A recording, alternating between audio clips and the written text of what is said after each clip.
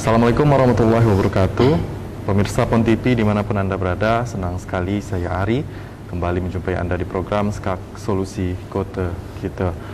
Dan pemirsa, seperti biasa, saya tentunya ditemani oleh narasumber kita pada kesempatan kali ini. Siapa lagi kalau bukan Bapak Wali Kota Pontianak, Bapak Edi Rusdi Kamtono. Kita sapa dulu. Selamat malam Bapak. Selamat malam. Assalamualaikum warahmatullahi wabarakatuh. Nah, apa kabar nih Pak? Kabar baik ya. Semoga juga warga kota sehat, baik semua. Kabar Pontianak juga baik Pak. Mudah-mudahan alhamdulillah. Nah, pemirsa, tema kita pada kesempatan kali ini mengenai persiapan belajar tatap muka di sekolah. Nah, mungkin langsung saja kita masuk ke dalam tema kita pada kali ini. Jadi kita sudah mendengar semuanya ya mengenai keputusan Bapak Menteri Mendikbud, Pak Nadiem Makarim, yang mengatakan bahwa belajar tatap muka akan diserahkan wewenangnya kepada pemerintah daerah Pak ya pada tahun 2021 mendatang. Nah, untuk Pontianak sendiri nih Pak, apakah memang sudah siap seperti itu? Nah, Bapak sendiri apakah memang akan kemudian membuka belajar tatap muka di sekolah nanti Pak?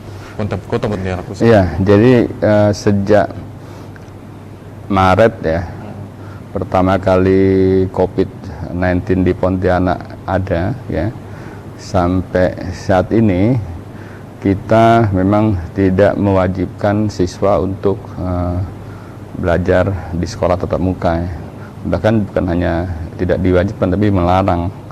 Nah, melihat perkembangan COVID sampai detik ini, sebenarnya kita sudah mulai ya beberapa bulan yang lalu simulasi tatap muka ya di beberapa SMP terutama, dan saya menyaksikan langsung tatap muka tersebut sebenarnya berjalan cukup efektif ya, karena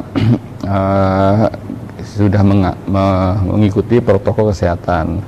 Pada saat itu Pontianak masuk pada zona kuning ya.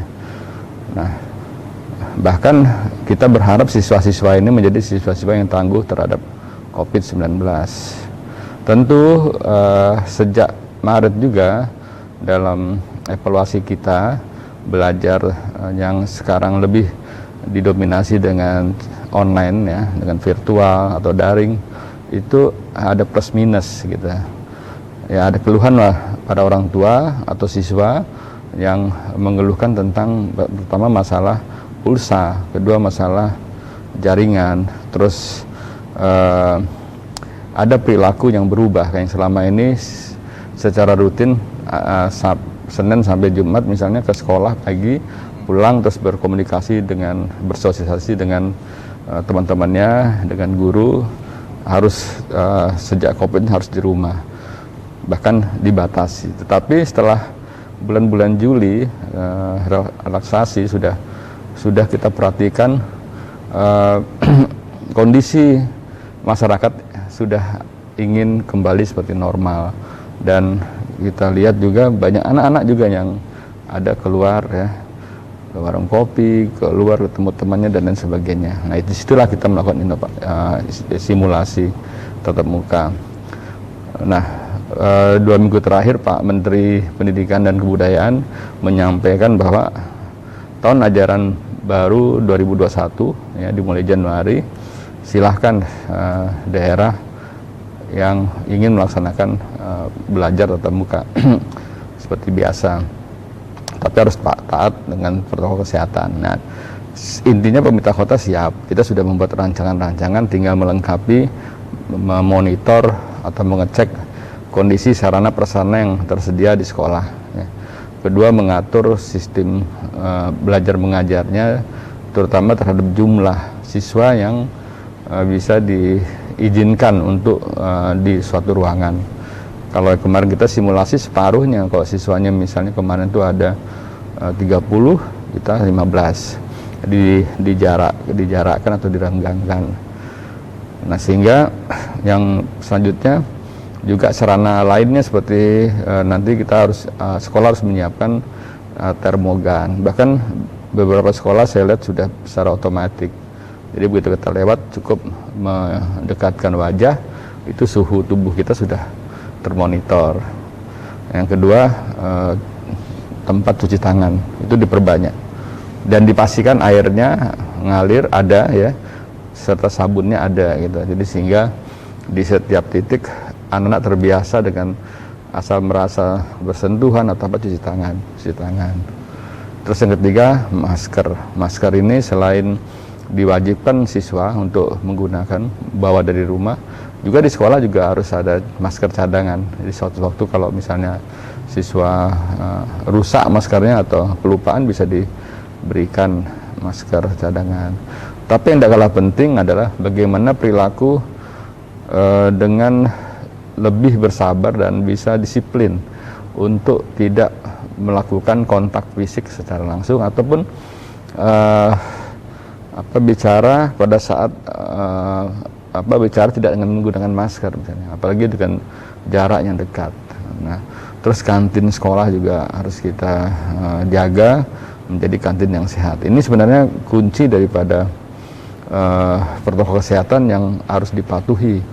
Nah, untuk yang siswa juga dari rumah sampai ke sekolah, ini kan ada yang mereka pergi sendiri kalau yang sudah dewasa misalnya dengan kendaraan atau mereka dengan kendaraan umum. Yang kedua, orang tua yang diantar. Terus mereka harus dibiasakan dengan banyaknya nanti di sekolah itu rambu-rambu yang membatasi mereka berjarak gitu, antri berjarak dan seterusnya. Jadi tidak bergelombol datang gitu. Nah, untuk para guru itu lebih penting lagi, karena guru punya peran selain untuk keselamatan dirinya sesuai dengan protokol, dia juga harus memberikan contoh pembelajaran yang benar kepada siswanya. Bagaimana seorang guru atau kita harus berada dengan taat protokol, ya. Nah, bagaimana dia bisa mencontohkan murid-muridnya, termasuk terhadap muridnya juga misalnya. Nah, disinilah nanti dalam pelajaran juga para guru juga harus menyisipkan tentang protokol kesehatan, tentang bagaimana kondisi kalau menghadapi keluarga yang terpapar, isolasi yang benar, terus pola hidup sehat dan bersih dan seterusnya. Nah, saya yakin kita harus memulai, kalau saya sependapat dengan Pak Menteri harus memulai, kalau tidak ini memang akan terjadi nanti perubahan perubahan perilaku yang bagi para siswa yang kita anggap, kita tidak tahu hasil penelitian misalnya dengan kondisi sekarang ini seperti apa.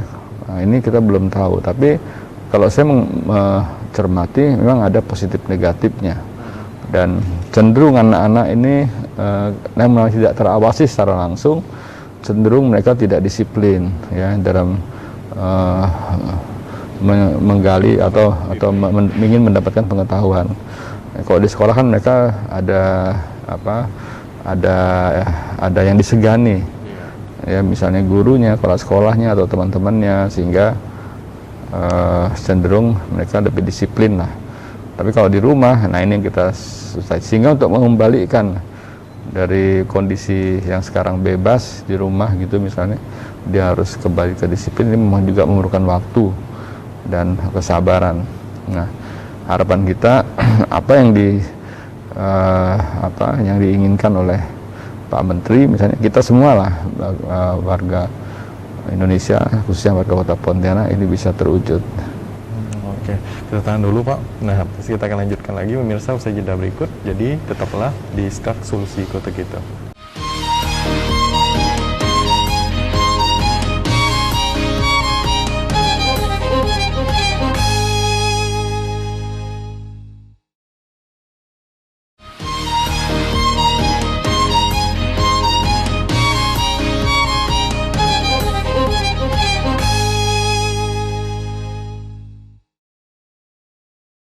Anda kembali bersama kami di Skak Solusi Kota Kita, dan kita lanjutkan dialog kita bersama dengan Bapak Wali Kota Pontianak, Bapak Edi Rusdi Kamtono. Nah, Pak, tadi Bapak sudah jelaskan persiapan mungkin dari Pemkot sendiri untuk memetakan apa yang harus dipersiapkan ketika belajar tatap muka nanti dibuka seperti itu dibolehkan. Nah, persiapan untuk tenaganya sendiri Pak, tenaga pendidiknya, guru-gurunya, ini apakah sudah siap mental mereka untuk mengajar di tengah pandemi? Ya. Nah, ini sejak bulan September kemarin, sampai Oktober, kita sudah melakukan pengarahan-pengarahan, sosialisasi kepada para guru, ya, dimulai dari kepala sekolah, para guru, tentang belajar tatap muka. Dan itu sudah dilakukan di beberapa sekolah kemarin SMP. Guru saya lihat kan lebih lebih cerdas lah, mereka tahu sebenarnya, sehingga untuk para pengajar nggak ada masalah. Mereka kalau selama ini juga pernah mereka untuk datang ke sekolah, jadi belajar daringnya dari sekolah, nggak dari rumah gitu. Nah, terus kemarin ada karena zonanya meningkat, dikembalikan lagi ke rumah. Jadi intinya kalau saya perhatikan untuk masalah pengajarnya nggak ada masalah. Yang penting di sini adalah integrasi antara murid, orang tua, dan guru. Nah, karena untuk tatap muka ini bukan merupakan suatu kewajiban yang mutlak, ya. Seperti dulu kalau tidak masuk absen gitu kan, harus, kalaupun tidak masuk harus ada izin yang jelas gitu misalnya.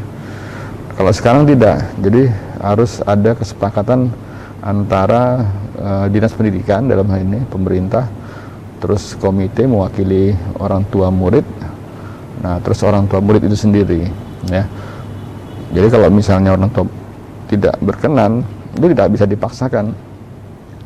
Terus kalau misalnya anaknya demam, sakit, itu bisa diizinkan untuk tidak masuk, ya, tidak dipaksakan. Harapan kita sih seperti simulasi kemarin nggak ada masalah, dan nanti kita akan uji sampling misalnya 2 minggu sekali rapid test untuk mengetahui ada ndak klaster di sekolah tersebut itu. Kalaupun ada misalnya, saya rasa protap untuk sterilisasi sudah kita miliki. Nanti Badan Penanggulangan Bencana Daerah akan melakukan penyemprotan misalnya di sekolah tersebut. Sekolah itu mungkin kita liburkan selama 3 hari. Nah, setelah bersih masuk lagi. Jadi justru jangan ditakut-takutin, ditraumatik misalnya seperti itu. Karena sekarang ini kalau kita perhatikan di Kota Pontianak, klasternya sudah tidak bisa dipetakan lagi dari mana asalnya. Ya, kalau ditanya misalnya ada yang terpapar, dari mana ya terpapar? Mereka tidak bisa menjelaskan secara pasti. Apakah dari si A, si B, si C, atau tidak sengaja menyentuh benda-benda yang terpapar COVID misalnya, ataupun dari tempat-tempat yang dia lupa, ya. Sehingga sekarang ini kita sudah harus menganggap virus itu ada di sekitar kita, supaya kita tetap waspada. Jadi kita tidak bisa terlampau percaya diri, oh nggak ada di sini virus, adanya di warung kopi, adanya di pasar misalnya gitu. Nah, sehingga kita sudah bisa memprotek, menjaga supaya kita sendiri tidak terpapar. Itu yang kita maksudkan, sehingga juga harapan kita nanti sekolah tatap muka ini bisa memberikan warna atau semangat juga bagi siswa-siswa yang selama ini udah merasa bosen di rumah. Saya juga banyak dapat pertanyaan dari para orang tua, misalnya di media sosial saya, Pak, kapan sekolah dibuka? Kapan sekolah dibuka? Mungkin mereka sudah melihat anaknya di rumah. Kalau misalnya dia di lingkungan perumahan yang relatif menengah gitu, suasana rumahnya juga nyaman, misalnya kamarnya dan sebagainya, mungkin anak itu betah, ya, atau bisa terjamin pola perilaku hidup bersihnya. Tapi kalau mereka berada di lingkungan padat, kumuh, terutama ini masyarakat menengah ke bawah, ini kan justru mereka kecenderungannya keluar rumah bahkan, dan tidak sehat untuk lingkungan yang setiap hari dia berhadapan. Bagi lingkungan itu bisa memberikan traumatik bagi siswa, ya. Misalnya itu, jadi sehingga juga akan berdampak negatif terhadap siswa tersebut, dan dia bakal tidak betah di rumah yang kecil, padat, kumuh misalnya gitu. Ini yang kita lihat di lapangan. Oke. Nah, ini kan ada pro kontra nih Pak mengenai keputusan untuk pembelajaran tatap muka ini. Nah, termasuk juga dari KPAI, Komisi Perlindungan Anak juga mengatakan bahwa masih seharusnya terus saja dilakukan dulu itu pembelajaran jarak jauh PJJ itu. Apa kemudian urgensinya seperti itu. Nah, sebenarnya apakah memang Kota Pontianak sendiri kan apakah sudah siap seperti itu Pak? Mengingat beberapa bulan kemarin juga kan ada kasus tenaga pendidik ya, guru sama murid kok tidak salah ini positif gitu Pak, kok positif COVID. Nah, apakah memang ini sudah seperti udahlah kita lalui saja seperti itu, jalankan saja, atau memang kenapa tidak ditahan-tahan dulu gitu Pak? Ya, jadi kita melihat sekarang ini ada kepentingan yang berbeda yang membuat kita semua pada galau ya. Kalau di lingkungan dinas kesehatan ataupun di jajaran kesehatan itu mengupayakan benar-benar nol atau zero yang terkomplikasi. Artinya orang ini sehat, tidak ada virus, tidak ada apa-apanya. Itu mereka, apapun langkah atau jalannya. Tapi kalau di kalangan ekonom misalnya, ini ekonomi harus bergerak. Nah, demikian juga di kalangan-kalangan yang lain, kegiatan-kegiatan yang bisa meningkatkan pertumbuhan ekonomi. Sehingga bagaimana kita bisa seiring kesehatan kita bisa jaga, ekonomi bergerak, aktivitas lancar. Itulah namanya yang dinamakan protokol kesehatan. Prinsip protokol kesehatan. Kenapa? Dengan kita mentaati protokol kesehatan, setidaknya kita tidak tertular dan tidak menularkan. Kedua, tingkat kesembuhannya meningkat ya dengan berbagai macam cara inovasi yang kita lakukan. Terus yang ketiga, rumah sakit, fasilitas kesehatan itu dalam posisi siap untuk menerima pasien ya, baik yang terkonfirmasi maupun yang pasien tidak terkonfirmasi positif yang ada di Kota Pontianak. Contohnya seperti itu, sehingga tidak timbul antrian penuh dan lain sebagainya. Nah, kalau ini berjalan, sekarang juga beda dengan dulu. Dulu kalau misalnya orang terpapar itu heboh, bisa sampai secara nasional hebohnya, tiap hari diberitakan, jadi headline. Kalau sekarang sudah dianggap biasa. Kemarin kita razia di warung kopi, kafe Ultimate ya, itu ada 18 yang terkonfirmasi positif dari yang kita sampling. Nah, ini kan kalau kita lihat orang pun tidak juga begitu membesar-besarkan lagi sekarang. Tidak heboh lagi. Berita di televisi nasional pun seperti dulu hampir setiap hari. Sekarang sudah hilang dengan berita-berita baru. COVID cuma sekilas-sekilas saja. Wali kota, bupati ada yang terpapar, wakil gubernur DKI misalnya, itu pemberitaannya sudah tidak besar. Sekarang pemberitaannya mengarah ke vaksin ya. Nah, di Pontianak juga sama. Hasil razia kita di warung kopi itu tidak menjadikan heboh. Tetap aja masyarakat ini.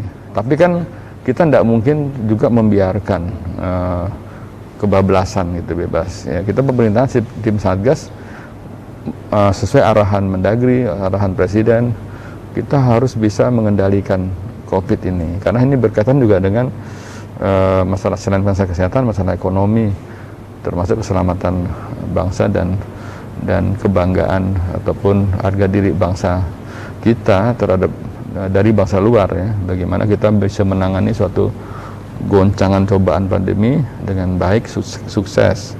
Nah, itu juga menjadi salah satu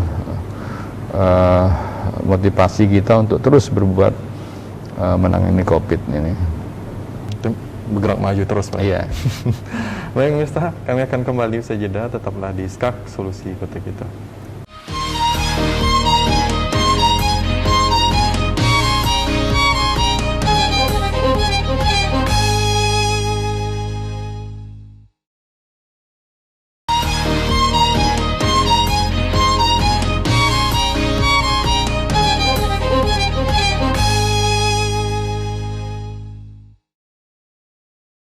Anda kembali bersama kami di SKAK Solusi Kota Kita.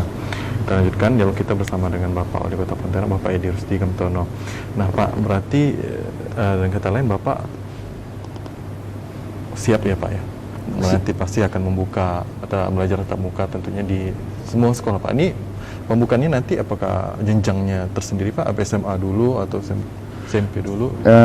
Gini, kita siap ya, sekolahnya siap, sarana siap. Tetapi ada satu problem yang menjadi pemikiran kita ke depan adalah mengurangi atau membatasi atau kapasitas jumlah ya. Sekolah misalnya di situ ada 400 orang sekolahnya.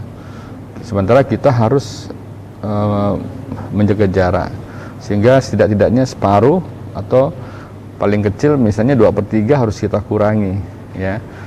Tapi shift jadinya. Nah, ini yang pengaturan lebih jauh. Misalnya satu kelas yang tadinya harus 40 jadi tinggal 20. Yang 20-nya kemana? Ya pasti shift gitu kan. Siang. Kedua shiftnya ini bisa jadi waktu yang bersamaan atau pagi siang. Nah, kalau misalnya ada kelas yang lebih gitu misalnya yang bisa digunakan, nah itu bagus. Jadi yang separuh bisa ditempatkan di kelas lain. Tapi kalau serentak semuanya masuk, saya yakin juga tidak cukup ya. Nah, itu yang jadi problem pertama. Yang kedua, mata pelajaran. Di era pandemi ini diharapkan belum bisa dioptimalkan waktu pelajarannya. Misalnya selama 6 jam itu tidak disarankan, sehingga harus misalnya 3 jam atau 2 jam cukup gitu kan, atau 4 jam, nanti itu diatur. Nah, itu juga satu problem yang akan didiskusikan juga, masalah jam pelajaran, karena itu dengan jam pelajaran akan mengganggu silabusnya si anak ini ya kan, yang kurikulumnya. Mereka harus mendapatkan satu semester tuh berapa kali pertemuan dan seterusnya. Nah, itu juga problem. Memang nantinya ini berjalan misalnya gitu. Terus baru yang lain-lainnya saya rasa tinggal pelengkap aja. Kalau misalnya sekolahnya dekat dengan siswa, mereka bisa jalan kaki ataupun dengan sepeda atau diantar misalnya. Tapi kalau misalnya jauh ya, itu ada problem-problem tersendiri lah yang nanti akan didiskusikan lebih lanjut. Oke, nah mengenai PJJ sendiri Pak, pembelajaran jarak jauh sendiri, ini apakah akan masih diterapkan untuk mungkin beberapa mata pelajaran yang mungkin tidak memerlukan tatap muka secara langsung seperti itu, untuk ya mengurangi juga kan yang seperti Bapak bilang tadi, yang sip-sip tadi. Apakah ini juga menjadi alternatif yang mungkin bisa diterapkan? Kalau saya melihat memang mau tidak mau, suka tidak suka, secara daring juga harus dilakukan. Walaupun misalnya nanti udah tidak ada pandemi, ya, misalnya sudah normal nih, saya rasa secara daring juga efektif. Ada beberapa mata pelajaran yang siswanya bisa online, misalnya belajar, tidak perlu harus datang ke sekolah. Nah, dan atau kombinasi juga bagus, karena kan kadang-kadang siswa perlu contoh, perlu sarana sosial. Nah, ada beberapa misalnya ujiannya ataupun waktunya diatur, nanti ada yang tatap muka misalnya, tapi ada juga lewat daring. Itu berarti di mix lebih bagus kok menurut saya kan, karena kita tidak bisa juga sekarang meninggalkan teknologi IT dalam setiap kehidupan kita ya, dalam rangka untuk sebagai alat bantu efisiensi dan efektivitas dalam melaksanakan kegiatan. Oke. Baik, pemirsa, kami masih akan kembali sejedah, jadi tetaplah di Skak Solusi Kota Kita.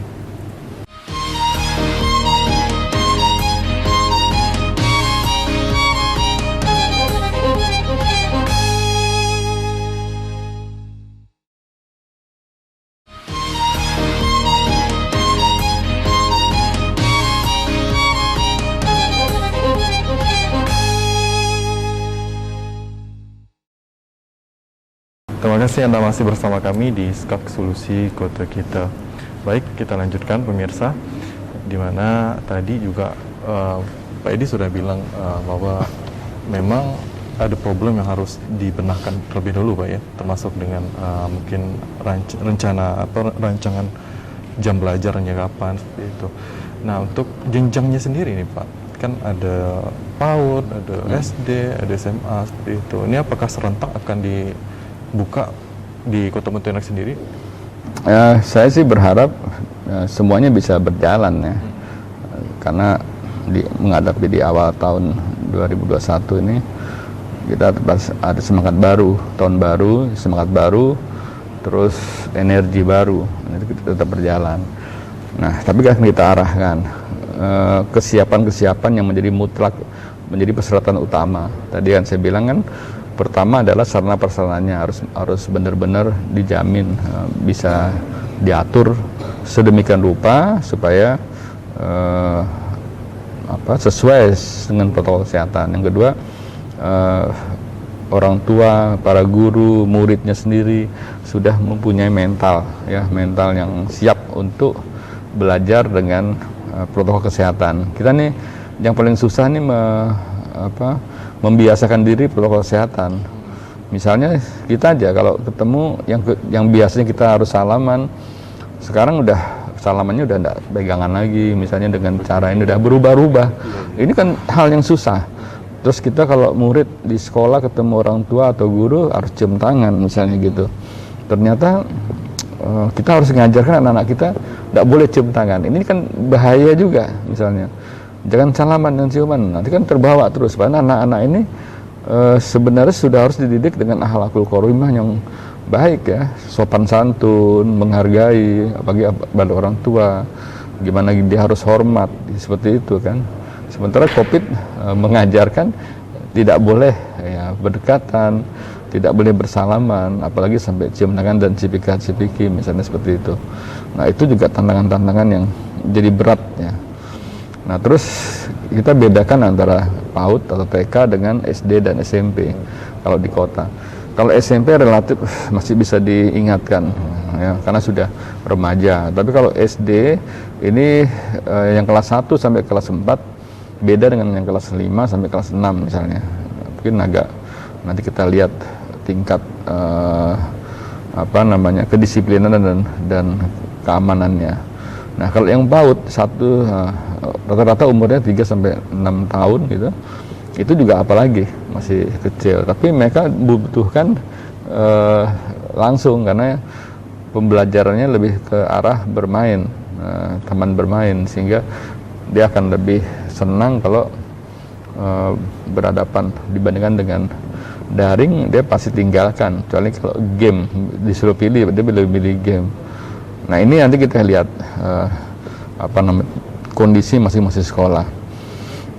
Kita akan dilematis kalau seandainya terhadap ujian, misalnya ujian dan kenaikan kelas ini menunggu kebijakan dari pemerintah pusat dan provinsi. Jadi kita mengikuti saja. Kita cuma mempersiapkan untuk skala tatap muka nanti di 2021. Artinya butuh dievaluasi dulu lah Pak ya. Yeah. Nanti sejalan nanti dengan putusannya juga. Nah, perlu nggak Pak menurut Bapak ada sanksi yang mungkin buat di lingkungan sekolah sendiri untuk menerapkan protokol kesehatan di lingkungan sekolah? Terus kita akan, tim Satgas akan melakukan evaluasi rutin ya, setiap minggu melihat belajar tatap muka tersebut.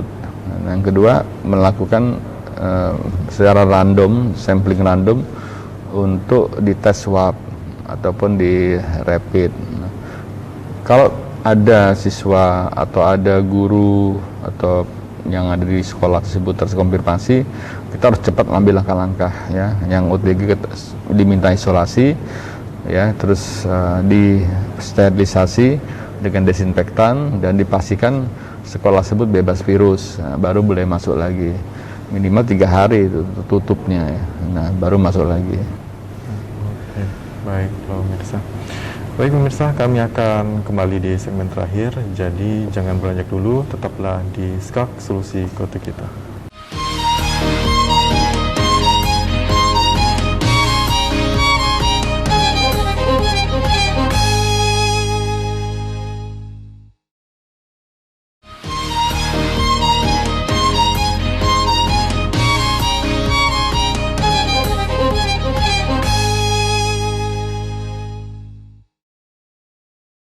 Anda kembali bersama kami di SKAK Solusi Kota Kita. Tak terasa kita sudah di segmen terakhir pemirsa. Nah ini kita tanyakan mengenai mungkin harapan Bapak ke depannya nih Pak, dengan penerapan belajar tatap muka di sekolah nanti, khususnya di Kota Pontianak nanti, ini apa harapan Bapak?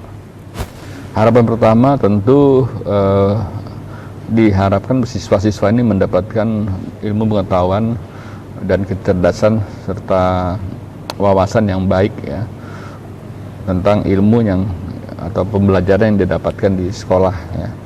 Yang kedua, kita bisa kembali lagi terutama siswa dan lingkungan pendidik kembali ke kegiatan yang rutin normal ya, tapi tetap patuh terhadap protokol kesehatan. Kan kita sambil menunggu vaksin yang efektif.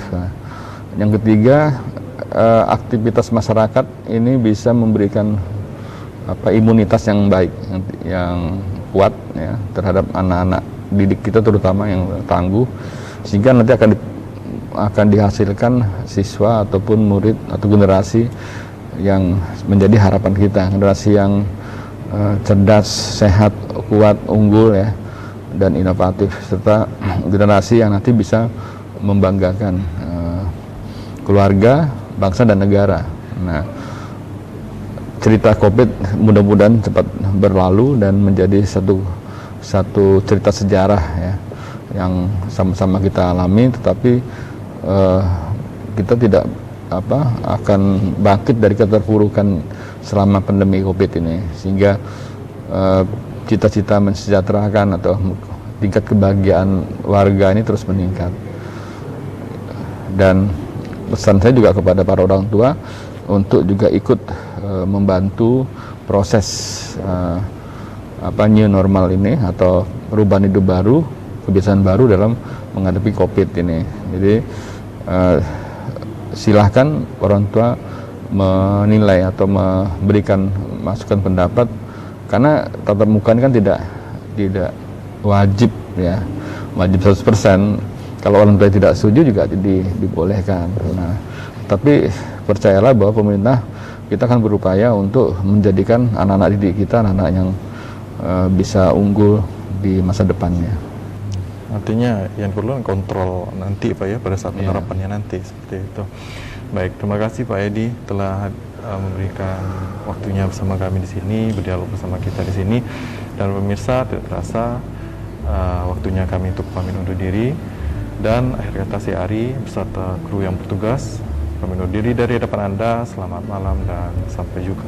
Wassalamualaikum warahmatullahi wabarakatuh. Waalaikumsalam warahmatullahi wabarakatuh.